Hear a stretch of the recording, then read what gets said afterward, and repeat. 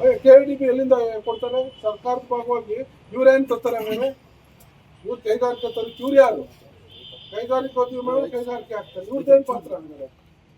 ಯಾಕೆ ಕೈಗಾರಿಕೆ ಮಂತ್ರಿ ಆಗೋರು ಇವರು? ಯಾರು? ಏನು ನಿಮ್ ಹೆಸರು ಹೇಳ್ರಿ, ನಿಮ್ಗೆ ಯಾವ್ದು ಕೈಗಾರಿಕೆ ಅಂತ? ಮೂಲ ಸೌಕರ್ಯ ಕೊಡ್ತೀವಿ, ಜಾಗನೂ ಕೊಡ್ತೀವಿ. ಯಾವ್ದು ಇಂಡಸ್ಟ್ರಿ ತರ್ತೀರಿ, ಎಷ್ಟು ಜನಕ್ಕೆ ಉದ್ಯೋಗ ನಮ್ಮ ಜಿಲ್ಲೆಯವ್ರು ಕೊಡ್ತೀರಿ ಅಂತ ನೀವು ಅನೌನ್ಸ್ ಮಾಡಿ. ಜಾಗ ಕೊಡ್ಲಿಲ್ಲ ಅಂದ್ರೆ ಆಮೇಲೆ ಮಾತಾಡ್ಲಿ, ಪಬ್ಲಿಕಲ್ಲಿ ಬರಲಿ. ಇನ್ನೂ ಹೆಚ್ಚಂದ್ರೆ ನಾನು ಹೇಳಿದ್ನಲ್ಲ, ಡಿಬೇಟ್ ಬರಲಿ, ಜನ ಕರೀವ. ಜನನ ಪಾದಯಾತ್ರೆ ಪ್ರಚೋದನೆ ಮಾಡಿ ಕರ್ಕೊಂಡು ಹೋಗ್ತೀವಿ ಅಂತಾರಲ್ಲ, ಜನನ ಕರೀವ. ಇಷ್ಟೇ ಎಲ್ಲರೂ ಸೇರಿಸೋ ವ್ಯವಸ್ಥೆ ಜನನ ಡಿಬೇಟಿಗೆ ಬರಲಿ. ಜನರನ್ನು ಹೇಳಲಿ, ಯಾವ ಕಾಲದಲ್ಲಿ ಏನು ಅಭಿವೃದ್ಧಿ ಆಗಿದೆ, ರೈತರಿಗೆ ಏನು ಅನುಕೂಲ ಆಗಿದೆ ಅನ್ನೋದು ಜನರನ್ನು ಹೇಳಲಿ. ಅವ್ರ ಮುಂದೆ ನಾವು ಹೇಳ್ತೀವಿ ನಮ್ಮ ದಾಖಲೆ ಸಮೇತ ಕೆಲಸನ ನಮ್ಮ ಸರ್ಕಾರಕ್ಕೆ. ಇವ್ರು ಆಗಿದ್ದ ಕಾಲದಲ್ಲಿ ಏನು ಮಾಡೋದ್ರಿಂದ ಅವನು ಹೇಳಲಿ. ಇಲ್ಲಿ ಬಂದ್ಬಿಟ್ಟು ಭಾವನ ಅಥವಾ ಮಾತಾಡ್ಬಿಟ್ಟು ಜನರನ್ನ ಮರಳು ಮಾಡ್ಬಿಟ್ಟು ಓಟ್ ತಗೊಂಡು ಗೆದ್ಬಿಡಂಗ ಅಭಿವೃದ್ಧಿ ಮಾಡೋದು. ಅಭಿವೃದ್ಧಿ ಮಾಡೋಕ್ಕೂ ಆಸಕ್ತಿ ಇರಬೇಕು, ಛಲ ಇರಬೇಕು, ರೈತರ ಕಷ್ಟ ತಿಳ್ಕೊಂಡಿರ್ಬೇಕು. ಬರೀ ಭಾಷಣದಲ್ಲಿ, ಪೇಪರಲ್ಲಿ, ಟಿವಿಲಿ ಹೇಳ್ಬಿಟ್ರೆ ಆಗಲ್ಲ. ಪ್ರಾಮಾಣಿಕವಾಗಿ ತೋರಿಸ್ಲಿ, ಅವ್ರು ಕೆಲಸ ಮಾಡಿ, ಆಮೇಲೆ ಮಾತಾಡ್ಲಿ. ಅವರು ಸಿಎಂ ಕೂಡ ಪತ್ರ ಬರ್ತಿದ್ದಾರೆ ನಗರಸಭೆ ಮೊದಲು. ಬರೀಲಿ, ಯಾರಿಗೆ ಬೇಕಾದ್ರೂ ಪತ್ರ. ಏನು ನಗರಸಭೆ ಆಸ್ತಿ ಬರ್ಸ್ಕೊಂಡಿದೀವಿ? ನಗರಸಭೆ ಆಗಿಬಿಟ್ಟು ನಾವು ರೈತರ ಆಸ್ತಿ ಬರ್ಸ್ಕೊಂಡಿದೀವ? ಅವ್ರ ಓಟ್ ಲಕ್ಷಣ ಮತದಾನದ ಕಿತ್ಕೊಂಡಿದೀವ? ನಗರಸಭೆ ಅಭಿವೃದ್ಧಿಗೋಸ್ಕರ ಈ ರಾಜ್ಯದಲ್ಲಿ ಬೇಕಾದಷ್ಟಾಗಿದೆ, ಮದ್ದೂರು ಒಂದೇ ಆಗಿಲ್ಲ. ಏನು ತೊಂದರೆ? ರಿಯಲ್ ಎಸ್ಟೇಟ್ ಮಾಡೋಕ್ಕೆ ನಾನು ಬೆಂಗಳೂರಿಂದ ಬಂದು ಇಲ್ಲಿ ಬಂದಿರೋನು. ಬೆಂಗಳೂರಲ್ಲಿ ಬೇಕಾದಷ್ಟು ಕೋಟಿಗಟ್ಟಲೆ ನಡೀತದೆ. ಯಜ್ಞದಲ್ಲಿ ಎಷ್ಟು ಭೂಮಿಗೆ ಎಷ್ಟಿದೆ, ಏನು ಲಾಭ ಸಿಗ್ತದೆ ನಮಗೆ? ಬೆಂಗಳೂರಿನ, ಬಾಂಬೆಗಿನ್ನ, ಇನ್ನೊಂದು ಗೋವಾಗಿನ್ನ, ಇನ್ನೊಂದು ಸ್ಟೇಟ್ ಸಿಟಿ, ದೊಡ್ಡ ಸಿಟಿಗಿನ್ನ ರಿಯಲ್ ಎಸ್ಟೇಟಿಗೆ ಲಾಭ ಸಿಗುತ್ತಾ? ಇವರು ರಾಜಕೀಯಕ್ಕೆ ನನ್ನ ಮೇಲೆ ಇವರು ಅಪವಾದ ಮಾಡೋಕ್ಕೆ ಏನು ಸಿಗ್ತಾ ಇಲ್ಲ. ಇದೊಂದು ಅಸ್ತ್ರ ಹಿಡ್ಕೊಂಡು ಅವ್ರಿಗೆ ಸ್ವಲ್ಪ ಫೀಡ್ ಮಾಡ್ಕೊಂಡು, ದಿನನಿತ್ಯ ಊಟ ಹಾಕ್ಸ್ಕೊಂಡು, ನನ್ನ ವಿರುದ್ಧ ಅಲ್ಲಿ ವಿಕಾರ ಕೂಗಿಸ್ಕೊಂಡು ಅವ್ರು ಯಾರಿಗೂ ಹೇಳ್ಕೊಟ್ಟು ಕಳ್ಸೋರು. ಈಗ ತಾನೇ ನನ್ನ ಮೊಬೈಲ್ ನೋಡ್ಕೊಂಡು ಬಂದೆ. ನಾನು ಹಂಗಂತೆ, ನಾನು ಓಡೋಗಿದ್ದಂತೆ ಓಡ್ಬಿಟ್ಟು, ಮತ್ತು ಇನ್ನೇನು ನನ್ನ ಬಗ್ಗೆ ವೈಯಕ್ತಿಕವಾಗಿ ಏನೋ ಬಿಚ್ಚಿಡ್ತಾರಂತೆ. ಏನಿದೆ ವೈಯಕ್ತಿಕವಾಗಿ? ನಾನು 3 ಮದುವೆ ಆಗಿದ್ದೀನ. 3 ಮದುವೆ ಆಗಿದ್ದರೆ ನನ್ನ ರಿಯಾಲಿಟಿ, ನಾನು ರೈತನ ಮಗ, ಹಳ್ಳಿಯವನು. ನಾನು 3 ಮದುವೆ ಆಗ ನನ್ನ ಹತ್ರ ಸಾವಿರಾರು ಕೋಟಿ ಆಸ್ತಿ ಇಲ್ಲ, ಏನು ಇಲ್ಲದೆ ಹಳ್ಳಿಲಿ ಬಂದ್ಬಿಟ್ಟು ಇವತ್ತು ನನ್ನ ಹತ್ರ ಏನು ಕೋಟಿ ಅಂದ್ರೆ ಕಾರ್ಗಳಿಲ್ಲ, ಅಥವಾ ಅವ್ರ ಥರ ಏನು ಹೆಲಿಕಾಪ್ಟರ್ ಯಾರ್ದೋ ಫ್ಯಾಕ್ಟ್ರಿ ಹತ್ರ ಇಸ್ಕೊಂಡಿಲ್ಲ. ಅದು ಯಾವುದೋ ಎಲ್ಲ ಆರೋಪ ಬಂತಲ್ಲ, ಬುಕ್ಕ ಬಳಿಕೆ ಮಾಡ್ಕೊಳ್ಳೋದು, ಅಂಥ ಆರೋಪ ನನ್ನ ಮೇಲೆ ಇಲ್ಲ. ಯಾರೋ ಮುದ್ಕೊಟ್ಟು ಹೇಳ್ಕೊಟ್ಟು ಹೇಳಿಸ್ತಾವ್ರಲ್ಲಿ. ನನಗೆ ಗೊತ್ತಿದೆ, ನಾನೇನೋ ಇಲ್ಲಿಂದ ಇದರಿಂದ ಬದುಕಕ್ಕೆ ಬಂದವನಲ್ಲ. ಜನ ನನ್ನ ಬಯಸಿ ಆಯ್ಕೆ ಮಾಡೋರೆ. ಜನರಿಗೋಸ್ಕರ ಕೆಲಸ ಮಾಡೋಕ್ಕೆ ನಾನು ಇರೋದು. ಇವ್ರ ಥರ ನಾನೇನು ಲೂಟಿ ಅಧಿಕಾರಿ ಆಗಿದ್ದ, ನಾನು ಲೂಟಿ ಹೊಡ್ಕೊಂಡ್ಬರುತ್ತೆ. ಒಬ್ಬ ಅಧಿಕಾರಿಗೆ ಸಾವಿರಾರು ಕೋಟಿ ಆಸ್ತಿ ಎಲ್ಲಿಂದ ಬರ್ತದೆ? ಹೆಂಗೆ ಮಾಡಿದ್ರು? ಬಿಸ್ನೆಸ್ ಮಾಡಿದ್ರ ಅಧಿಕಾರಿಯಾಗಿ? ಅವಕಾಶ ಇದೆಯಾ ಅದಕ್ಕೆ? ನಮ್ಮನ್ನ ದುರಹಂಕಾರಿ ಅಂತ ಇವ್ರು ಮಾಡಿದ ಕೆಲಸಗಳು ಹೇಳಲ್ಲ. ನಾನು ಬಿಚ್ಚೋದು ಇಷ್ಟಿದೆ, ನಾವೇ ಟೈಮ್ ಯಾಕೆ ವೇಸ್ಟ್ ಮಾಡ್ಕೊಳ್ಳೋದು ಅಂತ ನಾವು ಅವ್ರ ಬಗ್ಗೆ ನಾವು ಮಾತಾಡಲ್ಲ. ಕುಟುಂಬಕ್ಕೋಸ್ಕರ ನೀವು ಟಾರ್ಗೆಟ್ ಆಗ್ತಾ ಇದ್ದೀರಲ್ಲ ಸರ್ ಅವ್ರ ಕುಟುಂಬ? ಹೌದ್ರಿ, ಕುಟುಂಬ ಒಂದು. ಅವ್ರಿಗೆ ಏನಂದ್ರೆ ಯಾರು ಇಲ್ಲಿ ಬೆಳಿಬಾರ್ದು. ಅವರ ಅಣ್ಣನ ಮಕ್ಕಳನ್ನೇ ಅವ್ರು ಸಹಿಸ್ಕೋದಿರೋರು.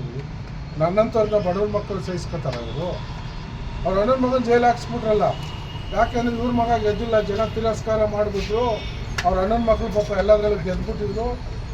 ಇವರೇ ಕ್ರಿಯೇಟ್ ಮಾಡಿ ಅವನ್ನ ಒಳಗೆ ಕಳಿಸಿದ್ರು. ಪ್ರಜ್ವಲ್ ಜೈಲು ಹೋಗಿ ಇವರೇ ಕಾರಣ? 100ಕ್ಕೆ 100 ಅವರೇ ಕಾರಣ. ಹೌದು, ಇವರೇ ಸಿಡಿ ಬಿಡಿಸಿದ್ದು, ಇವರೇ ಕೇಸ್ಗೆ ಯಾವುದು ಸಹಾಯ ಮಾಡಿದ್ರೆ, ಇವರು ಮಾಜಿ ಪ್ರಧಾನಿಗಳು ಮನಸ್ಸು ಮಾಡಿದ್ರು. ಒಂದು ಎಂಥದ್ದರೋ ಜೈಲಿಂದ ಈಚೆ ಬಂದರು, ಬಿಡಿಸ್ಕೊಬರ್ಬೋದಿತ್ತಲ್ಲ.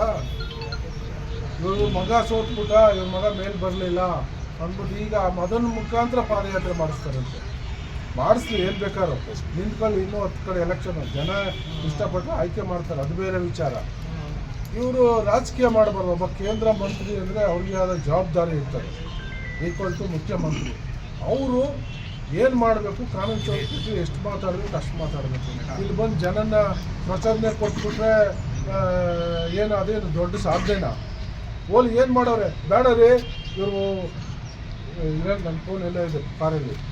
5 ನಿಮಿಷ ಚುಟ್ಕಿ ಹೊಡಿಗಿದ್ರೆ ಮೋದಿಯವ್ರಿಗೆ ಹೇಳಿ 5 ನಿಮಿಷಕ್ಕೆ ಮೇಕೆದಾಟು ಯೋಜನೆನ ನೀವೆಲ್ಲ ಸಾಕ್ಷಿ ಇದ್ದೀರಾ ಈ ಮಾತಿಗೆ? ಹೌದಾ ಇಲ್ವಾ? ಹೇಳಿಲ್ವಾ? 5 ನಿಮಿಷ ಮೋದಿಯವ್ರಿಗೆ ಹೇಳಿ ಮೇಕೆದಾಟು ಯೋಜನೆ ಸ್ಯಾಂಕ್ಷನ್ ಮಾಡ್ತೀವಿ ಅನ್ನೋದು ನಿಮ್ಮ ಹತ್ರ ಇದೆಯಲ್ವಾ?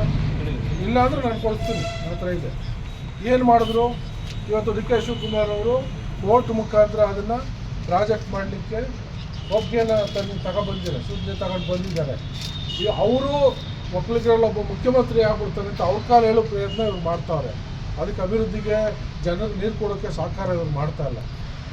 ಅವರು ಇಷ್ಟು ವರ್ಷ ಮಾಡಿದ್ದು ಏನೂ ಇಲ್ಲ, ಶೂನ್ಯ. ಹೋಗಲಿ, ಇಷ್ಟು ವರ್ಷದಲ್ಲಿ ಈಗ ಗೆದ್ದು ಮಂತ್ರಿಯಾಗಿ ಎಷ್ಟು ಸಮಯ ಆಯಿತು? ಏನು ಮಂಡ್ಯ ಜಿಲ್ಲೆ ಕೊಡುಗೆ? ಒಂದು ಬಸ್ ಸ್ಟ್ಯಾಂಡ್ ಹಾಕ್ಬಿಡ್ದು, ಯಾವ ನಿಧಿ ಅದು ಅವ್ರದ್ದು MP ನಿಧಿ, CSR ಅಥವಾ MP ಗ್ರ್ಯಾಂಟು, ಅದರಲ್ಲಿ ಒಂದು ಬಸ್ ಸ್ಟ್ಯಾಂಡ್ ಮಾಡಿಬಿಟ್ಟು ಸಾಧನೆನಾ? ಒಂದು ಬಸ್ ಸ್ಟ್ಯಾಂಡ್ ಮಾಡಿಬಿಟ್ಟು ಬೋರ್ಡ್ ಹಾಕ್ಬಿಟ್ರೆ ಅದೇ ಒಂದು ದೊಡ್ಡ ಸಾಧನೆನಾ? ಏನು ಮಾಡೋರು ಈ ಜಿಲ್ಲೆಗೆ? ರೈತರಿಗೆ ಏನು ಕೊಡುಗೆ? ಹೋರಾಟಕ್ಕೆ ಬೆಂಬಲ ಅಂತಾರಲ್ಲ, ಇಷ್ಟು ವರ್ಷ ಹೋರಾಟ ಮಾಡಿ ಏನ್ರಿ ಒಂದು ಥೈಲ್ಯಾಂಡಿಗೆ ನೀರು ಕೊಡ್ಸೋಕ್ಕಾಯ್ತಾ ಇಷ್ಟು ವರ್ಷದಲ್ಲಿ? ನೀವು ಒಂದು ನಾಲೆ ಆಧುನೀಕರಣ ಮಾಡಿಸಿದ್ದೀರಾ. ಏನು ನಿಮ್ಮ ಕೊಡುಗೆ ಏನಂತ ಬನ್ನಿ, ಜನರ ಮಧ್ಯಕ್ಕೆ ಬನ್ನಿ. ಅಲ್ಲೆಲ್ಲ ಮೀಡಿಯಾದಲ್ಲಿ ಮಾತಾಡ್ಬಿಟ್ಟು ಹೊಂಟೋಗ್ಬಿಡೋದೆಲ್ಲ ತಪ್ಪಿಸ್ಕೊಂಡು ನಾನು ಇಲ್ಲೇ ಇರ್ತೀನಿ ಹಳ್ಳಿಲಿ. ಇವ್ರು ಯಾವ ಹಳ್ಳಿಗಳು ಬಂದವ್ರೆ, ನೋಡ್ಕೊಂಡು ಬಂದು ಸಮಸ್ಯೆ ಕೇಳವ್ರೆ. ರೈತರ ಸಮಸ್ಯೆ ಏನು ಗೊತ್ತು ಇವ್ರಿಗೆ?